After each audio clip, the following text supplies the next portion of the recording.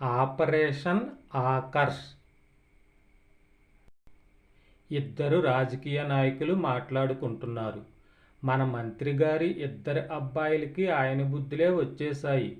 ఆయన బుద్ధులు రాకపోతే పక్కింటోడి బుద్ధులు వస్తాయా? విషయం ఏమిటో నాంచకుండా తొందరగా చెప్పు, లేకపోతే ఈ లోపల మంత్రిగారు వచ్చేస్తారు. మన మంత్రి గారేమో ఆపరేషన్ ఆకర్ష్ పేరుతో ఆ పార్టీ వారిని ఈ పార్టీ వారిని మభ్యపెట్టి మన పార్టీలో చేర్చుకుంటాడు.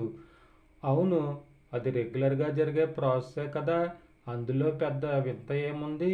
ముందు వాళ్ళిద్దరు అబ్బాయిలు చేసిన ఘనకార్యాల గురించి చెప్పు.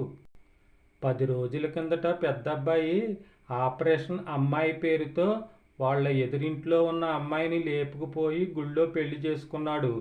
ఈవేళ వాళ్ళ చిన్నబ్బాయి ఏమో ఆపరేషన్ ఆంటీ పేరు చెప్పి ఎదురింటి వారి కోడల్ని లేపుకుపోయాడు.